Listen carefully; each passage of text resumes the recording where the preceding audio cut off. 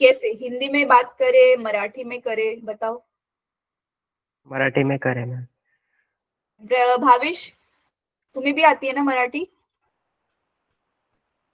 Yes yes ma'am आती आहे. हा, तर आज आपण मराठीतून बघूया, कारण तुम्ही दोघं पण मराठी बोलता. पण पुढे जाऊन मुलं जर वाढली, म्हणजे ऑफकोर्स वाढतीलच, आणि पण मग काही मुलं अशी असतील ज्यांना मराठी नाही येत, तर मग आपण हिंदी मधून बोलू मग. ठीक आहे, 2 मिनिटं फक्त तुम्ही कॅमेरा ऑन करू शकता, म्हणजे मला तुम्हाला जरा बघता येईल. अच्छा, भावेश आणि प्रथमेश, ठीक आहे, ग्रेट. आज आपला पहिला सेशन आहे, तर आता हवं तर तुम्ही कॅमेरा ऑफ करू शकता. जर तुमच्याकडे डेटा चांगला असेल आणि इंटरनेटचा इश्यू नसेल तर कॅमेरा ऑन पण ठेवू शकता, तुमच्यावर डिपेंड आहे. ठीक आहे. अच्छा, माझ्याकडून गेल्या वर्षी फिजिक्स तुमच्यापैकी कोणी शिकलाय? अच्छा, प्रथमेश होता, ठीक आहे. भावेश, तू गेल्या वर्षीच्या बॅचला नव्हता 10th? अच्छा, तू पण होतास, ओके, ठीक आहे. तर ऐका, आता आज आपला पहिला क्लास आहे, तर आपण ज्या काही बेसिक गोष्टी आहेत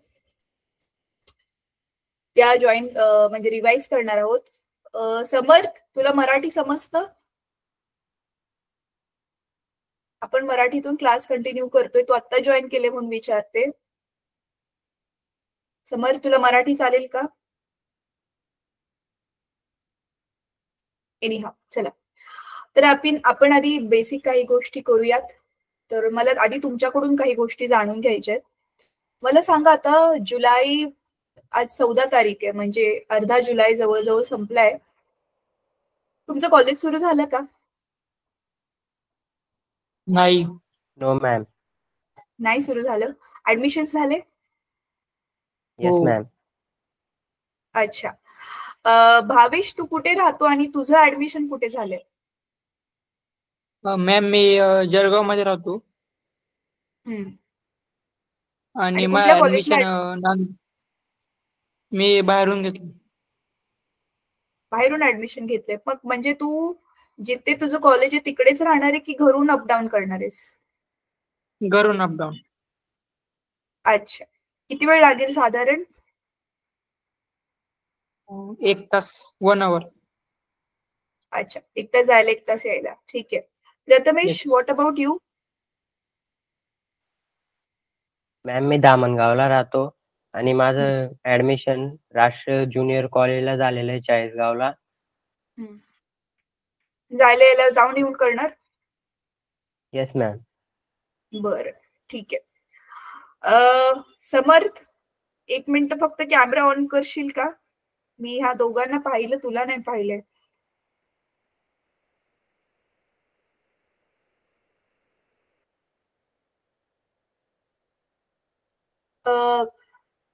संगीता मैम, मुझे होस्ट बना दीजिए, I am not a host. Samarth कोई बात ही नहीं कर रहा है. Samarth, are you there? चला, ठीक आहे, आपण कंटिन्यू करूयात. तर ना, मी सगळ्यात आधी तुम्हाला ज्या बेसिक गोष्टी मला सांगायच्या आहेत, की 8वीतून ज्यावेळी तुम्ही 9वी 10वीत आला त्यावेळी तुम्हाला खरं कळलं की अभ्यास किती वास्ट आहे आणि डीप आहे, बरोबर आहे? आणि आता तुम्हाला 10वी पर्यंत सायन्स एकच विषय होता आणि त्या सायन्स विषयाचेच आता 3 पार्ट झालेत, बरोबर आहे? Physics, chemistry, biology. आणि मग तुम्ही समजू शकता की आता अजून खूप जास्त डीप अभ्यास असणार आहे आपल्याला, अजून खोलावर आपण एक एक टॉपिक शिकणार आहे. आणि 11वीला जे आता तुमचा जो सिलेबस आहे तो ऑब्व्हियसली 8वी 9वी 10वी वर आधारित आहे. तर 8वी 9वी 10वीचं तुमचं फिजिक्स जर उत्तम केलं असेल तुम्ही, तर तुम्हाला हा फिजिक्स विषय इझी जाईल.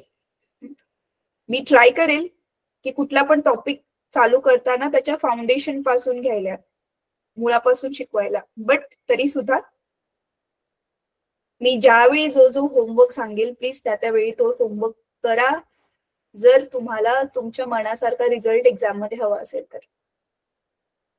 ठीक आहे, थोडी मेहनत घ्यावी लागेल. बर, प्रथमेश आणि भावेश, तुम्हाला कल्पना होती ना की आपण सायन्स घेतोय, याचा अर्थ आपण 3 स्ट्रीम मधली सगळ्यात अवघड स्ट्रीम सिलेक्ट करतोय. कल्पना होती याची तुम्हाला? Yes ma'am. अभ्यास हो मॅम. करायची मग तयारी आहे तशी अभ्यास Yes, ma'am. करायची. हो येस मॅम. येस.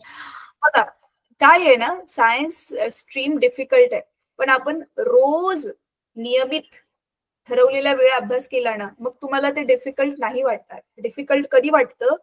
खूप दिवस गॅप पडतो आणि मग खूप सारं काम एकदम असं पायलक होतं आणि मग ते खूप वाढलेलं काम एकत्र करणं, मग ते डिफिकल्ट खूप जास्त वाटतं. तर आपण नियमित अभ्यास करायचा. तुमचं कॉलेज चालू नाही झालंय हा आता आपल्यासाठी एक प्लस पॉइंट ह्याच्यासाठी ठरेल, कारण तुम्हाला कॉलेजमध्ये जे शिकवायला सुरुवात करतील हे आपलं आता क्लासमध्ये ऑलरेडी झालं असल्यामुळे तिथे समजायला इझी पडेल. ठीक आहे. तर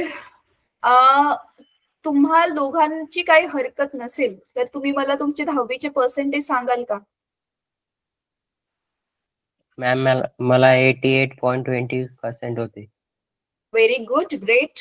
भावेश? मॅम 81.80. अच्छा, गुड. म्हणजे नॉट बॅड, चांगले मार्क्स आहेत, 80च्या वरती मार्क्स आहेत. ठीक आहे. आता तुम्हाला माहितीये मुलांनो, हे सेम मार्क्स 11वीला आणि 12वीला जरी सेमच मेंटेन करायचे असले तरी पण खूप अभ्यास करावा लागणार आहे, आणि ह्याच्यापेक्षा जर जास्त हवे असतील तर अजून थोडा जास्त अभ्यास करावा लागेल. ठीक आहे. तर वरी मधून मधून मी तुम्हाला बाकी सब्जेक्टचं पण कसं प्लॅन करून व्यवस्थित रेग्युलर टाइम टेबल बनवून अभ्यास करायचं त्याच्याबद्दल पण गाईड करेल. पण चला सध्या आज आपण फिजिक्स बद्दल बोलणार आहोत. तर तुम्ही ऑलरेडीच मला ओळखता. गेल्या वर्षी मी तुम्हाला फिजिक्स शिकवले, त्या वर्षी पण फिजिक्स शिकवणार आहे. तर चला तुमचं पुस्तक शेअर करते मी. आधी आपण आपला सिलेबस गो थ्रू करूया. अरे हा, सगळ्यात महत्वाची गोष्ट, फिजिक्स विषयासाठी मला एक वेगळी नोटबुक हवी. हा, तर ती नवीनच असली पाहिजे असं काही नाहीये. लास्ट इयरची थोडीशी पानं भरली त्यांनी, खूप सारी पेजेस मोकळेत, अशी वाली केली तरी चालेल. डायरी वगैरे असली तरी पण चालेल, बट फिजिक्स साठी एक वेगळी बुक हवीच. ठीक आहे. आणि रेग्युलर अभ्यास पण मला त्याच्यामध्ये दिसला पाहिजे. आणि कमी विद्यार्थी आहात, होमवर्क रेग्युलर जर तुम्ही ग्रुपमध्ये टाकला तर मला ते चेक करण्यासाठी पण इझी जाणार आहे. त्याच्यामुळे मला कळेल लगेचच कोणी अभ्यास केला आणि कोणी अभ्यास नाही केला. समर्थ राजपूत नावाने कोणी जॉईन केले?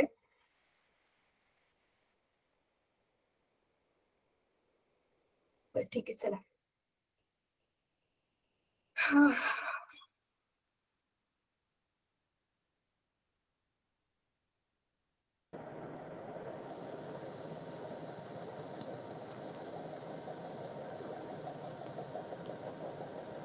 तुमचं टेक्स्टबुक आहे, हेच आहे तुमच्या हातामध्ये आता? टेक्स्टबुक समोर ठेवून.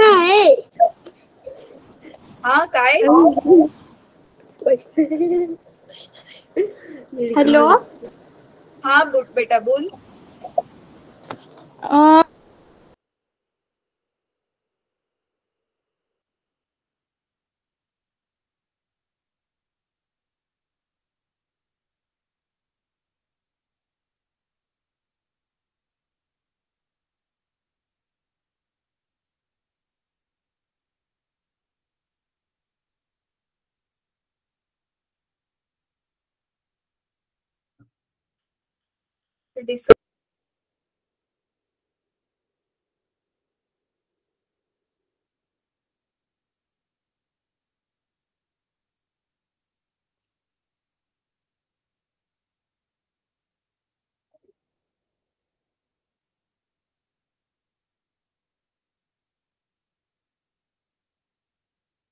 हा, दोघांकडे बुक आहे, टेक्स्टबुक आहे समोर? Yes ma'am. ठीक आहे. चला, तुम्ही दिसत नाही येणारे, कमीत कमी अनम्यूट करून बोलत जावा, नाहीतर मला कळणार कसं ना. चला, तर हे तुमचं टेक्स्टबुक आहे.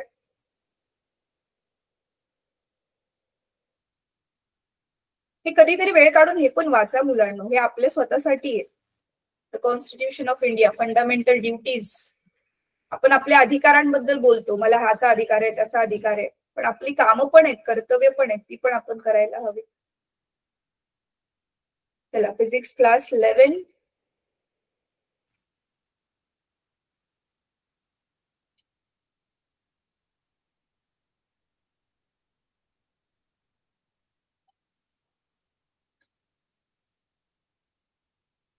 अच्छा, मला एक गोष्ट सांगा, 2 पुस्तकं आहेत ना, पार्ट 1 आणि पार्ट 2?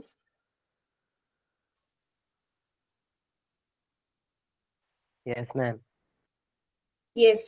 तर आपण काय करू ना, मग पार्ट 1चा एक चॅप्टर कम्प्लीट करू, मग पार्ट 2चा एक चॅप्टर कम्प्लीट करू, असं करत करत दोन्ही बुक्स मधून 1 बाय 1 गो थ्रू करू. ठीक आहे. ओके पण मॅम. तुम्ही कॉलेज चालू झाल्यावरती हे कन्फर्म करा की तुमच्या कॉलेजमध्ये असं तर नाहीये ना की पहिल्या 6 महिन्याला पार्ट 1 आहे आणि नंतर पार्ट 2 आहे, असं तर नाहीये ना की दोन्ही बुक मधून थोडं थोडं एक्झाम मध्ये येणार. हे कन्फर्म करा. ठीक आहे. Yes ma'am. नाहीतर असं नको व्हायला की शाळा कॉलेजमध्ये सिलेबस वेगळा आहे ना, आपण मी वेगळं शिकवते आणि मग तुम्हाला त्याचा एक्झाम मध्ये फायदाच नाही झाला. असं नको व्हायला. ठीक मॅम आहे. या दोघं विषयांना वेगवेगळे टीचर राहतात. हा राईट. मग अर्ध अर्ध येणार ह्याचा अर्थ. ठीक आहे, चांगली गोष्ट. चला, तर युनिट्स अँड मेजरमेंट हा आपला जो पहिला धडा आहे, आज आपण तो चालू करणार आहोत. आता युनिट्स अँड मेजरमेंट साठी सगळ्यात आधी ना तुम्हाला तुमच्या बेसिक गोष्टी समजणं खूप खूप गरजेचं आहे मुलांना. मला सांगा, चुकलं उत्तर तरी पण चालेल, पण प्रयत्न करा. हा शब्द तुम्ही ऐकलाय, फंडामेंटल क्वांटिटी, हा शब्द ऐकलाय तुम्ही?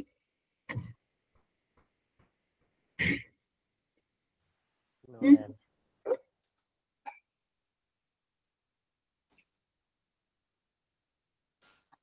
नाही ऐकलं?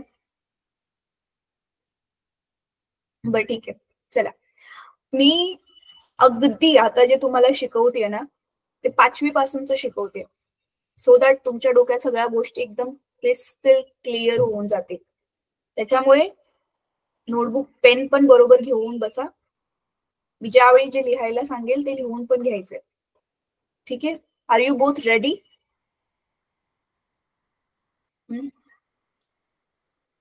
Yes ma'am. ठीक आहे. तर मग मला आता मी एक स्क्रीन शेअर करते.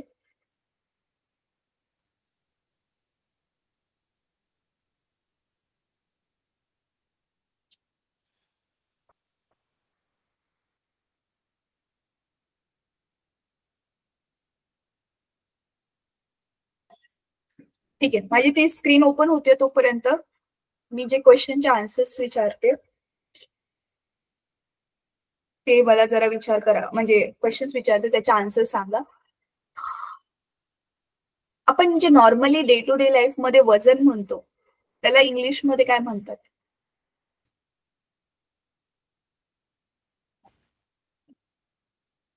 मास. Good, very good. वेळेला काय म्हणतात? टाइम. वेगाला काय म्हणतात? स्पीड. आणि नाही, वेगाला स्पीड नाही म्हणत, गतीला स्पीड म्हणतात. वेगाला वेलॉसिटी म्हणतात. त्वरण. भावेश आणि प्रथमेश, तुमच्या दोघांपैकी कोणी सेमी इंग्लिशचं होतं का 10वीला? नो मॅम, येस मॅम, मी मी मराठी होतो. मीडियम. अच्छा, कोण होतं बेटा? नाव बोल तुझं. भावेश. अच्छा, भावेश होता. बरं ठीक आहे. चला, भावेशला कदाचित थोडासा ऍडव्हान्टेज मिळेल, काही गोष्टी त्याला माहिती असतील सेमीचा असल्यामुळे, बट काही हरकत नाही. सेमी की आपण डिटेलमध्ये पहिल्यापासूनच घेणार आहे. प्रथमेश, तुला पण खूप साऱ्या गोष्टी क्लिअर होतील. ठीक आहे. Yes ma'am. मी स्क्रीन शेअर करते. माझा व्हाईट बोर्ड दिसतोय? नाही. Yes ma'am. दिसतोय मॅम. ठीक आहे. आता मी काय सांगते ते नीट लक्ष देऊन ऐका. युनिट्स अँड मेजरमेंट्स म्हणजे युनिटलाच आपण मराठीत म्हणतो एकके. एकक काय असतं जरा सांग प्रथमेश.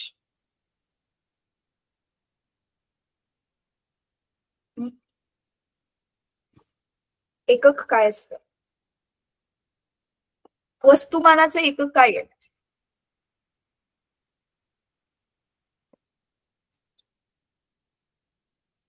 भावेश, तू ट्राय कर मग. ग्राम, किलोग्राम.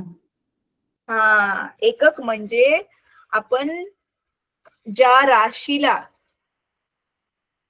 ज्याच्यामध्ये मोजतो, तर जे वस्तूचं वस्तुमान आहे, आपण खूप छोटी कमी वजनाची वस्तू असेल तर मिलीग्राम मध्ये मोजतो, जसं की सोनं. माहितीये ना तुम्हाला, सोनं ग्रॅम मिलीग्राम मध्ये मोजतात.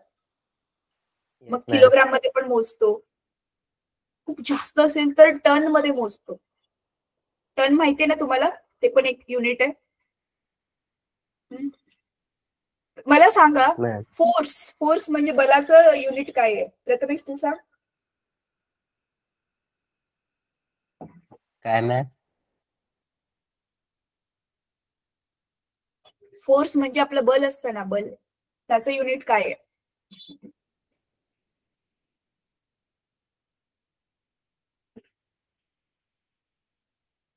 युनिट बल आपण कशात मोजतो?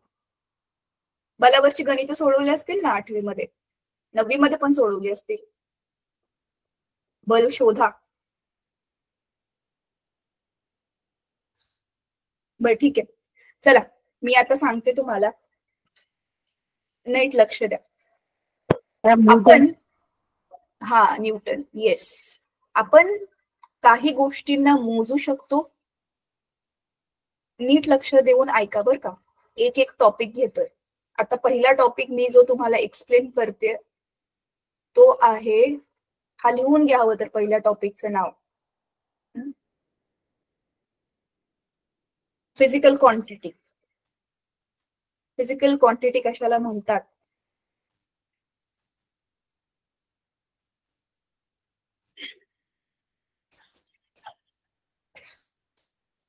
माझा घसा ना ऍक्च्युली 4 दिवसापासून खराब आहे, तर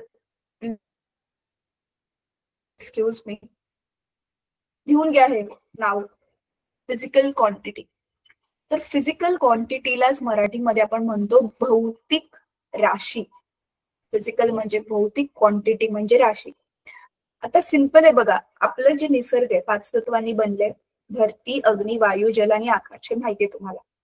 ह्या 5 तत्वांशी रिलेटेड ज्या गोष्टी आहेत, ज्या क्वांटिटीज आहेत, ज्या राशी आहेत, त्याला आपण मोजू शकतो, म्हणून त्याला फिजिकल क्वांटिटी म्हणतात. इझी कळलं?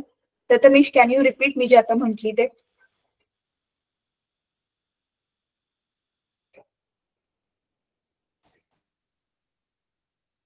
Prathamesh, yes ma'am. मी जे आता म्हटली ते तुला जेवढं समजलं तेवढं रिपीट कर फक्त. फिजिकल क्वांटिटी काय असते?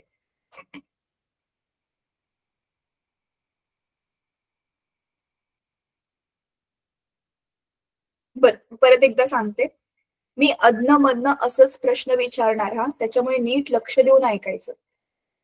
बघा, 5 तत्व जी आहेत नेचर मधली, त्या 5 तत्वांशी रिलेटेड ज्या पण गोष्टी आहेत, जसं की बघा, तापमान आहे, वस्तुमान आहे, आकारमान आहे ना, तर ह्या 5 तत्वांशी रिलेटेड खूप साऱ्या गोष्टी आपण ज्या मोजू शकतो त्याला म्हणतात फिजिकल क्वांटिटी, म्हणजे भौतिक राशी. उदाहरणार्थ वस्तुमान, वेळ, वेग, लांबी, रुंदी, उंची. करेक्ट? तर ह्या सगळ्या फिजिकल क्वांटिटीज आहेत. मग कुठल्या गोष्टी आपण मोजू नाही शकत? जसं की मी आज खूप आनंदी आहे, माझा आनंद तुम्ही मोजू शकता का? तो राजा खूप दयाळू. येस, ज्या गोष्टी आपल्याला दिसत नाहीत, इमोशन्सला आपण मोजू नाही शकत. तर आपल्या डे टू डे लाईफ मध्ये ज्या ज्या गोष्टींना आपण मोजू शकतो त्याला फिजिकल क्वांटिटी म्हणतात. आणि physics is all about this physical quantity, म्हणूनच नाव आहे फिजिक्स, भौतिक शास्त्र. आपल्या सभोवताली ज्या भौतिक वस्तू दिसतात आपल्याला, हवा तशी दिसत नाही तरी पण हवा पण इन्क्लूड आहे याच्यात, आपण ह्याचाच अभ्यास करतो. तुम्ही बघचाल पूर्ण वर्षभर आपण ह्याच 5 तत्वांचा अभ्यास करणार आहे. आणि मग ते 5 तत्वांना आपण कसं कसं मोजतो त्याच्यासाठी हा पहिला धडा आहे, units and measurements. Physical quantity काय आहे समजलं? हो की नाही? Yes ma'am. फिजिकल क्वांटिटी तुम्ही लिहिले नोटबुक मध्ये, डॅश करून त्याला शॉर्ट मध्ये पुढे लिहा. A quantity which can be measured. मी सगळं आता हे इंग्लिश मधूनच सांगणार आहे बरं का, कारण तुम्हाला पेपर तर इंग्लिश मध्येच लिहायचा आहे. त्याच्या पुढे लिहा a quantity which can be measured.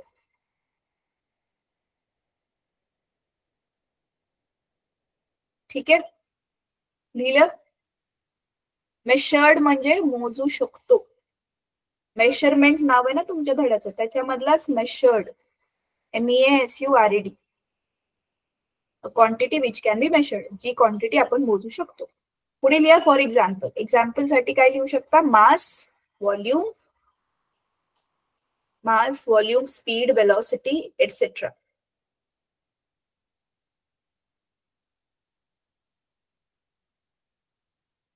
झालं ना. झालं, ठीक आहे. आता ह्या ज्या फिजिकल क्वांटिटीज आहेत ह्यांचे दोन प्रकार आहेत. गेस करा कोणते दोन प्रकार आहेत. क्लू देते. एक अशी क्वांटिटी ज्याला दिशा असते आणि एक अशी क्वांटिटी जिला दिशा नसते. आता सांगा. स्केलर क्वांटिटी आणि वेक्टर क्वांटिटी. स्केलर क्वांटिटी आणि vector quantity. Very yes, absolutely. तर फिजिकल क्वांटिटीचे जे आहेत ते दोन प्रकार आहेत.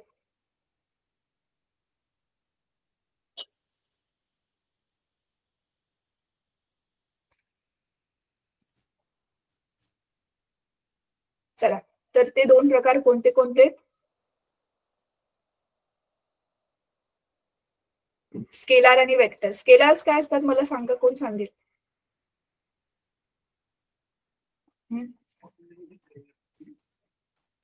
त्याला स्केलार्स पण म्हणतात किंवा स्केलार क्वांटिटी म्हणतात आणि वेक्टर्स म्हणतात किंवा वेक्टर क्वांटिटी पण म्हणतात.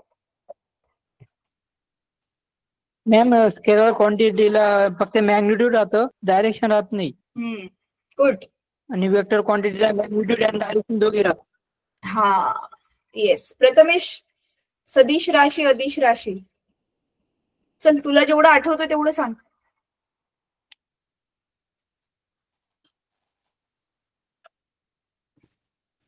प्रथमेश,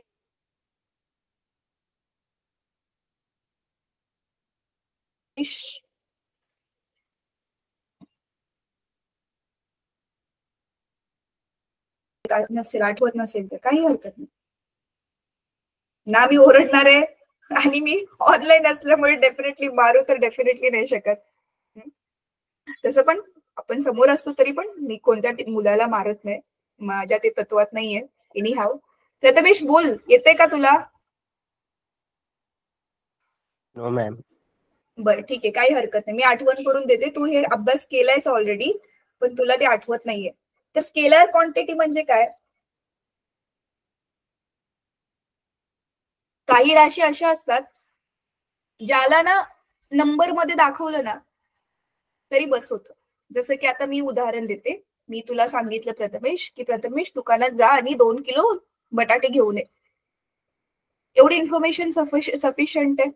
ह्याच्यामध्ये मी कुठली राशी घेतली उदाहरणामध्ये? वस्तुमान. बटाट्याचं वस्तुमान सांगितलंय मी तुला, है ना? म्हणजे मी कोणती क्वांटिटी ते इन्क्लूड केलेली आहे? मास, राईट? Yes ma'am. हा, आणि मास मध्ये मी काय सांगितलं, किती किलो सांगितले तुला आणायला? 2 kg, करेक्ट? 2 किलो. आता काम करण्यासाठी तुझ्यासाठी एवढी इन्फॉर्मेशन सफिशियंट आहे. तू जाशील दुकानात आणि 2 किलो बटाटे घेऊन येशील. काय कन्फ्युजन आहे?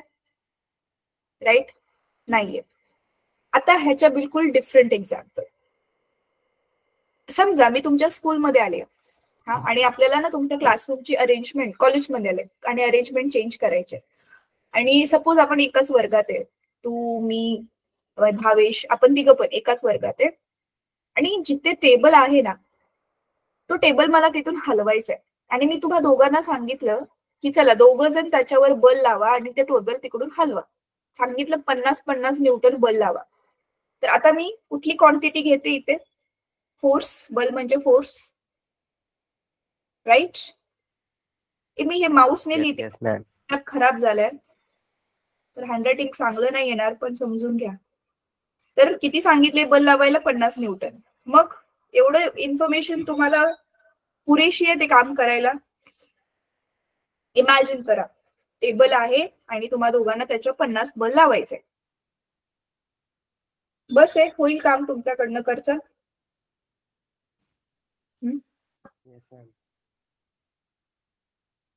हो नाही, काहीतरी उत्तर द्या. हो मॅम.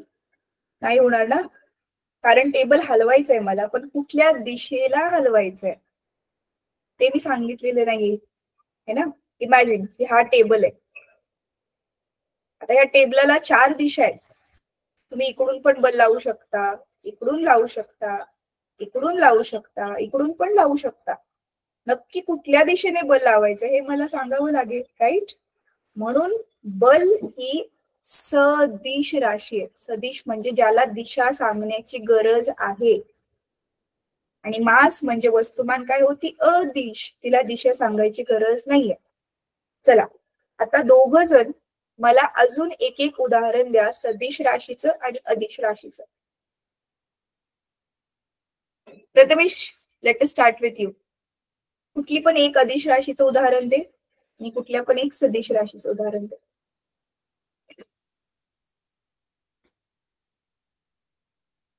ठीक आहे भावेश, थांब आधी प्रथमेशला ट्राय करू देत.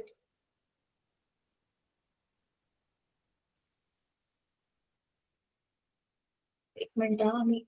मॅम जसं की कपाट. अरे राशी, राशी बेटा, ज्याला आपण मोजू शकतो. वस्तूचं नाव नाही सांगितलंय मी. जसं की बघ, वस्तुमान, आकारमान, लांबी, रुंदी, फोर्स, प्रेशर, अंतर, वेग, हे सगळ्या राशी आहेत ना. ह्याच्यापैकी कुठली राशी सदिश आणि कुठली अदिश आहे ते सांग.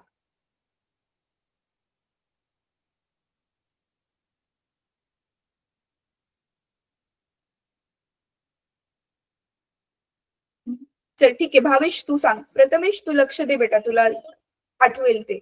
तुला येते पण तुला आठवत नाही आज. मॅम हा सांग. Ma'am scalar quantity, distance, time. Yes, correct. आणि vector quantity, displacement, velocity, acceleration. Yes, distance, परत टाइम. टाइम, बरोबर आहे. अजून डिस्टन्स, टाइम, अजून कोणते घेऊ शकतो? प्रेशर. हा, प्रेशर शिकलेला ना, दाब शिकलेला तुम्ही 8वी मध्ये. तर ह्या सगळ्या काय आहेत? Scalar quantity, right. आणि वेक्टर क्वांटिटीज मध्ये काय काय येणार?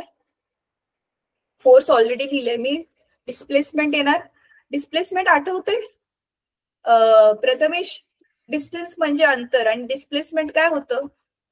डिस्प्लेसमेंटला मराठीमध्ये काय शब्द होता बरं? विस्थापन. आठवते? विस्थापन होतं. हा. वेलॉसिटी. वेलॉसिटी म्हणजे वेग. हा. ऍक्सेलरेशन, ऍक्सेलरेशन म्हणजे त्वरण होतं 9वीला. डिस्प्लेसमेंट लिहिलं मी ऑलरेडी. ठीक आहे, चला. तर ह्या सगळ्या ज्या आहेत त्या आपण आता स्केलर आणि वेक्टर. आता ह्या कशा कशामध्ये मोजतात त्याचं युनिट सांगायचंय मला. जसं की आता मासला आपण किलोग्राम मध्ये मोजू शकतो, ग्रॅम मध्ये मोजू शकतो, फोर्सला आपण न्यूटन मध्ये मोजतो. असं मला आता ह्यांची नावं सांगा मला. डिस्प्लेसमेंट आपण कशात मोजतो, वेलॉसिटी कशात मोजतो, ऍक्सेलरेशन कशात मोजतो, डिस्टन्स अंतर कशात मोजतो प्रथमेश? अंतर कशात मोजतो प्रथमेश? डिस्टन्स म्हणजेच अंतर. प्रथमेश तू ना हे कॉपी करशील ना नोटबुक मध्ये, तो त्याचा मराठी अर्थ पण ब्रॅकेट मध्ये लिहायला शिक बर का स्वतःहूनच, मी जसं जसं तुला सांगेल. प्रथमेश ऐकायला येते मी काय म्हणते आता? मला वाटते तू डिस्कनेक्ट झालेलास. मॅम आवाज ब्रेक होतोय. भावेश तुझ्यासाठी पण माझा आवाज ब्रेक होतोय? नाही मॅम. अच्छा प्रथमेश, स्क्रीन पण दिसत नाही. अरे तुझ्या तिकडे नेटवर्क इश्यू असेल. थांब, तरी पण मी कॅमेरा ऑफ करते. आता येतोय आवाज?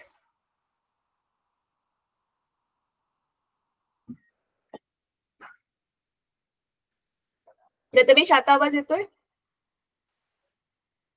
मॅम आवाज ब्रेक होतोय. ऐक, तू मीटिंग सोडून परत रिजॉईन कर, तुझ्या तिकडे नेटवर्क इश्यू आहे.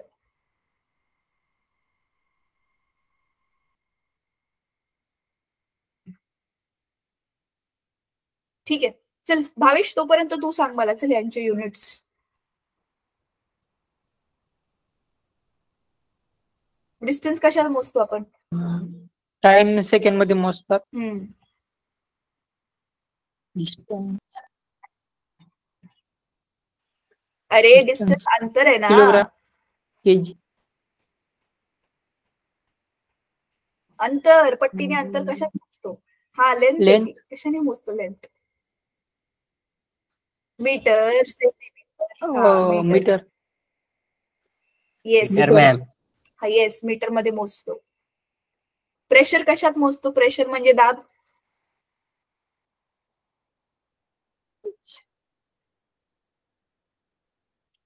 होतं ना आपल्याला आठवीला बल आणि दाब धडा होता. दाब शिकलेलो आपण आठवीला.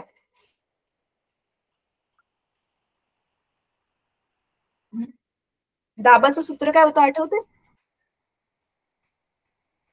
चला मी सूत्र सांगते, मग आठवेल तुम्हाला कदाचित. P is equal to F upon A. F म्हणजे बल, A म्हणजे एरिया, एरिया म्हणजे क्षेत्रफळ. आता आठवते काय युनिट होतं? सिंपल आहे रे, आपण स्वतः बनवू शकतो हे बघितल्यावर. फोर्सचं काय होतं? न्यूटन. आणि एरियाचं, क्षेत्रफळाचं काय आहे? मीटरचा वर्ग. तर न्यूटन पर मीटर स्क्वेअर. आणि हे कोणी दिलं? पास्कल नावाच्या एका सायंटिस्टने, म्हणून आपण त्याला पास्कल. मग ह्याला आपण पास्कल मध्ये पण लिहू शकतो, प्रेशरचे युनिट PA, किंवा न्यूटन पर मीटर स्क्वेअर पण लिहू शकतो. ह्याची 2 युनिट आहेत, पण मोस्टली सगळे पास्कलच वापरतात. डिस्प्लेसमेंटचं काय होतं सांगा? डिस्प्लेसमेंट म्हणजे विस्थापन. हा प्रथमेश, मी हे म्हणत होती, हे जे तुला स्क्रीनवर दिसतंय ना, आता ज्यावेळी तू नोटबुक मध्ये कॉपी करशील ना, तू तुझ्या स्वतःच्या अंडरस्टँडिंग साठी याचा मराठीत अर्थ पण लिही बर का. हे सगळ्यांचा मराठीत अर्थ बघ मी सांगितलंय, म्हणजे तुझ्या लक्षात राहील. डिस्टन्स म्हणजे अंतर, टाइम म्हणजे वेळ, प्रेशर म्हणजे दाब, हे फोर्स म्हणजे बल, मास म्हणजे वजन नाही बर का, मास म्हणजे वस्तुमान. ठीक आहे. हा, डिस्प्लेसमेंट म्हणजे विस्थापन. चला सांगा, डिस्प्लेसमेंटचं काय युनिट?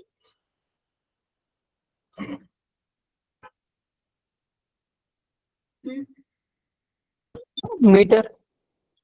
हा, डिस्प्लेसमेंटचं मीटर.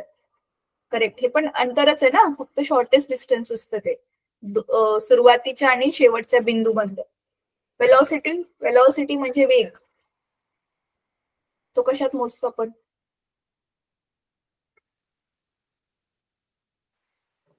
लवकर लवकर. किलोमीटर. वेग गेल्या वर्षीच 9वी मध्येच तुम्ही शिकलेला, सगळं विसरला की काय रे? मीटर पर सेकंड. वेलोसिटीचा फॉर्म्युला काय होता? डिस्प्लेसमेंट अपॉन टाइम ना. ऍक्सिलरेशन मीटर पर सेकंडचा स्क्वेअर. आठवतंय का? गणित पण तर सोडवली असतील तुम्ही. ठीक आहे. अच्छा, आता मला एक गोष्ट सांगा, क्लिअर झालं? फिजिकल क्वांटिटी काय असते, स्केलर क्वांटिटी आणि वेक्टर क्वांटिटी काय असतात, कळलं हे? आता ना एक होमवर्क देते, आधी ह्याचा स्क्रीनशॉट घ्या आणि नंतर ह्याला छान हँडरायटिंग मध्ये पण आज झोपायच्या आधीच ट्राय करा कॉपी करायला, जसंच्या तसं मी बोर्डवर लिहिले तसं. ठीक आहे. होमवर्क हा आहे की तुम्हाला स्केलर क्वांटिटीज आणि वेक्टर क्वांटिटीज मधला फरक लिहायचा आहे इंग्लिश मधून. मुद्दे मी आता सांगते, शॉर्ट मध्ये नोट करा किंवा लक्षात ठेवा, पण व्यवस्थित पूर्ण वाक्य बनवून व्यवस्थित लिहून आपल्या ग्रुप बनलाय ना व्हॉट्सअप, त्याच्यामध्ये टाकायचंय फोटो. फरकाचे मुद्दे बघा काय आहेत. पहिली गोष्ट, पहिली जो मी मगाशी सांगितलं तेच, की सदिश राशींना दिशेची गरज नाहीये. सॉरी, अदिश राशींना दिशेची गरज नाहीये. सदिश राशी म्हणजे त्या ज्यांना दिशेची गरज असते. Now since you are in 11th and this will be in English, I'm telling in English. Scalar quantities have only magnitude. Magnitude म्हणजे फक्त आपण त्यांना नंबर किंमत दिली तरी चालेल. ठीक आहे. Vector quantities have magnitude as well as direction. त्यांना मॅग्निट्यूड पण असतं आणि डायरेक्शन दिशा पण असते.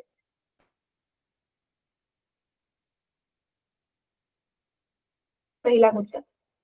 दुसरा मुद्दा तुम्ही एक्झाम्पल लिहू शकता, जे आता एक्झाम्पल मी लिहिलेले मास, डिस्टन्स, टाइम, स्पीड, ह्या सगळ्या सदिश राशी अदिश राशी स्केलर असतात. आणि वेक्टर्स कुठले असणार? डिस्प्लेसमेंट,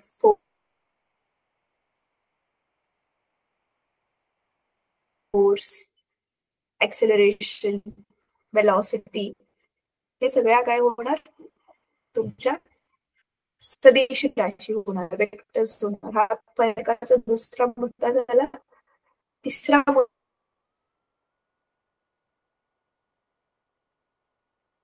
खूप लक्ष देऊन ऐका.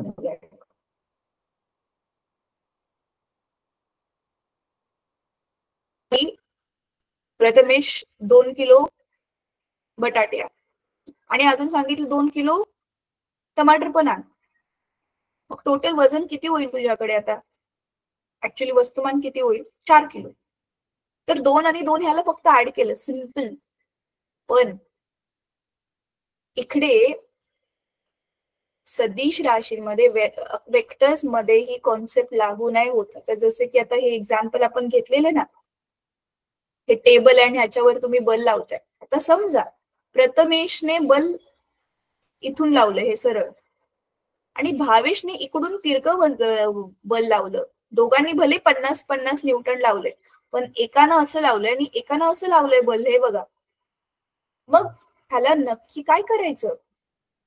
बेरीज करायची, वजाबाकी करायची, गुणाकार करायचा. ह्याच्यासाठी आपण नॉर्मल बेरजेचे, वजाबाकीचे, गुणाकार, भागाकाराचे नियम नाही लावू शकत. याच्यासाठी स्पेशल नियम आहेत, जे आपण पुढच्या धड्यामध्ये शिकणार आहोत, म्हणजे येणाऱ्या चॅप्टर्स मध्ये शिकणार आहोत. कळते? मग तिसरा फरकाचा मुद्दा काय होईल?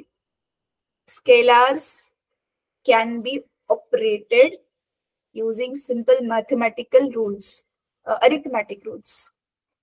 Vectors cannot be operated by using arithmetic rules, mathematical arithmetic rules. कळलं? ऑपरेट करणं म्हणजे त्या एकमेकांवर तेच बेरीज, वजाबाकी वगैरे, ते आपण नॉर्मल ऍडिशन सबट्रॅक्शन नाही करू शकत. ते तुम्ही पुढे शिकणार आहात. 3 फरकाचे मुद्दे कळले? Yes ma'am. हा, आता बघा, ज्या सदिश राशी असतात त्यांना दिशा असल्यामुळे त्या कधी धन, ऋण असू शकतात किंवा शून्य पण त्यांची किंमत येऊ शकते. पण अदिश राशींची काही ना काहीतरी किंमत असते, म्हणजे शून्य असू शकते किंवा धन असू शकते. अदिश राशी ऋण कधीच नाही असू शकत. आता हे मी कसं काय सांगते बघा. गेल्या वर्षी तुम्ही 9वी मध्येच, ऍक्च्युअली गेल्या वर्षी नाही 9वी मध्ये एक गणित सोडवलेलं तुमच्या पुस्तकामध्ये असेल. एक माणूस आहे समजा, त्याने ए पासून चालायला सुरुवात केली, परत तो सरळ गेला, बी पर्यंत पोहोचला आणि परत तो माघारी येऊन ए ला क्रॉस करून परत सी पर्यंत पोहोचला. आता तुम्हाला माहिती आहे ह्याचं अंतर म्हणजे हे टोटल ए पासून बी आणि परत बी पासून सी, हे सगळं टोटल काउंट करणार आपण. समजा ए आणि बी च्या मधलं अंतर होतं 100 मीटर, ठीक आहे, आणि सी आणि ए च्या मधलं अंतर आहे 50 मीटर. तर त्याचं टोटल अंतर म्हणजे डिस्टन्स किती होईल? डिस्टन्स किती होईल? 100 आणि 50 150, बरोबर आहे. पण विस्थापन किती होईल? विस्थापन फक्त त्याची सुरुवातीची प्लेस, सुरुवातीची पोझिशन आणि शेवटची पोझिशन ह्याच्या मधलंच अंतर असतं. ते किती होईल मग?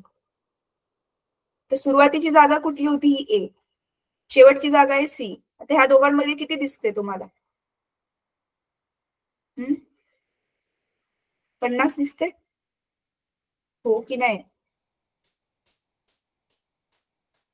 Bhavesh, are you there? Yes ma'am. हा, तर 50 होईल. आणि ती ए पासून तो आता उलट्या दिशेला गेलाय, त्याच्यामुळे डिस्प्लेसमेंट आता त्याची होईल -50, राईट? -050 मीटर. मग मायनस साईन आलं ना, दिशेमुळे त्याचं साईन चेंज झालं, मायनस साईन आलं. प्रथमेश, तुला माझा आवाज ऐकायला येतोय? प्रथमेश, आवाज ब्रेक होतोय मॅम. ऐक प्रथमेश, पण मी बोललेलं थोडस समजतंय काय बोलते? Yes ma'am. हा, तर ना बघ, स्क्रीन पण दिसत नाही मॅम. ऐक मी ते सांगते तुला, सोल्युशन सांगते. तुझा नेटवर्क इश्यू आहे की नाही, मग आता तुला जेवढं समजते तेवढं शिक, आणि नंतर ना मग उद्या किंवा परवा दिवशी तुझ्या ग्रुपमध्ये ह्या क्लासची रेकॉर्डिंग लिंक येईल ना, ती रेकॉर्डिंग शांतपणे बसून परत एकदा बघ, कळलं? Yes ma'am. हा, तर तेच एक तर सध्या आता सोल्युशन आहे. ठीक आहे, तर होमवर्क नोट केला? तर स्केलर क्वांटिटीज आणि वेक्टर्स मधला 3 फरकाचे मुद्दे लिहायचे. So write down the question. Differentiate between scalars and vectors. Differentiate between scalars and vectors. ठीक आहे? अच्छा, आता ना एक आपण टेबल बनवूयात. त्या टेबलामध्ये काय करायचं माहितीये का, मी तुम्हाला एक पॅरेग्राफ देते, त्या पॅरेग्राफ मधून तुम्हाला 2 गोष्टी शोधायच्या, फक्त 2च. फिजिकल क्वांटिटी कोणती आणि युनिट कोणते, कळते? कारण फिजिकल क्वांटिटी माहिती नसेल, युनिट काय माहिती नसेल, दोघांमधला फरक माहिती नसेल, तर हा चॅप्टर काय पुढे कळणारच नाही. ठीक आहे, थांबा एक मिनिट, आता let me take that paragraph. तोपर्यंत ह्याचा स्क्रीनशॉट घ्या. घेतला ह्याचा स्क्रीनशॉट? स्क्रीनवर जे दिसतंय त्याचा स्क्रीनशॉट घ्या. हो मॅम. हा, ठीक आहे, चला तर पॅरेग्राफ मी बनवते आता. एक मिनिट, मला स्वतःला 1 मिनिट म्यूट करावं लागेल. 1 मिनिट.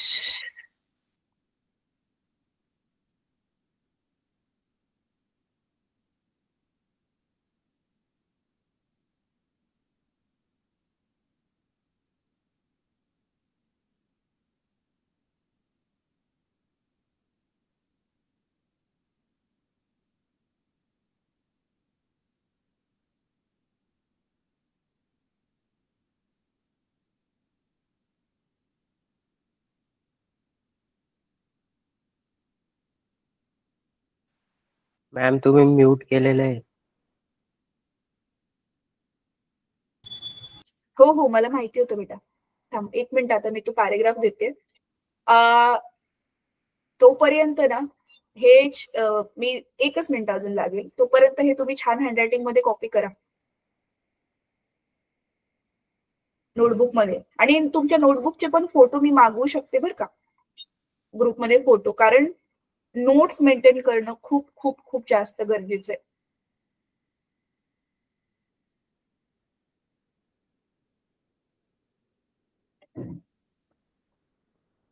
चलो, नाईस.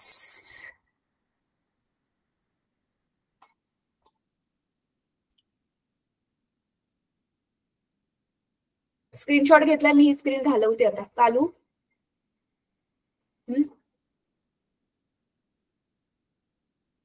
अरे, मी ही स्क्रीन घालवू का? Yes ma'am. हो मॅम. हा, तुम्ही अनम्यूट करून बोला बेटा, मला काही कळत नाही अदरवाईज. आणि तुमचे कॅमेराज पण ऑफ आहेत ना.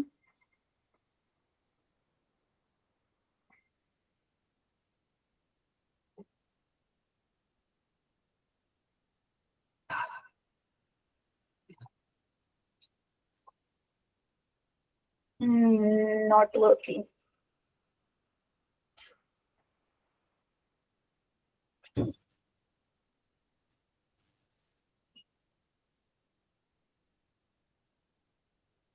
हा पॅरेग्राफ दिसतो आता माझ्या स्क्रीनवर. हा पॅरेग्राफ वाचायचा आहे.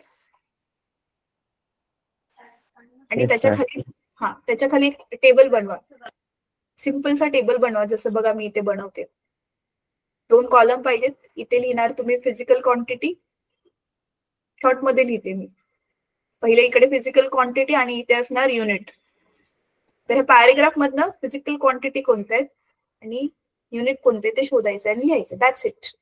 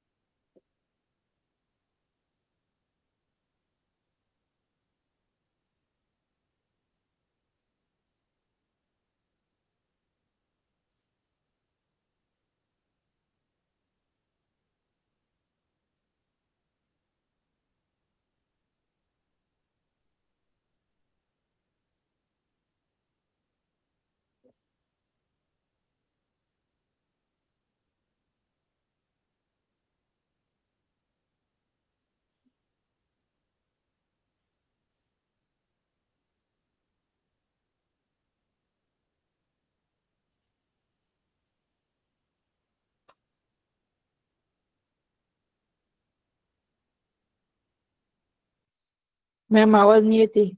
मी बोलत नाहीये बेटा, मी काम दिलंय ना. पॅरेग्राफ वाचा आणि टेबल बनवून कुठल्या कुठल्या फिजिकल क्वांटिटी ते शोधून शोधून लिहा. Okay ma'am. युनिट्स कोणते ते पण.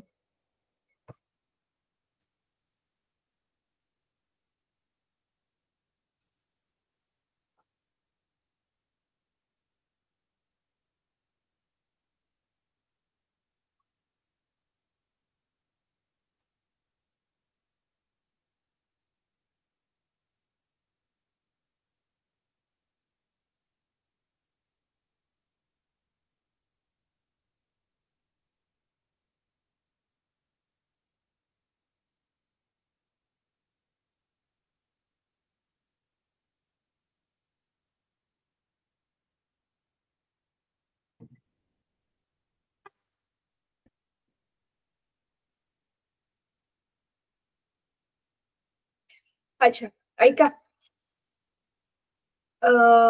भावेश आणि प्रथमेश, ह्याला पण होमवर्क घ्या. पण नेक्स्ट क्लासमध्ये मी तुम्हाला ह्याच्यातले आन्सर सांगेल.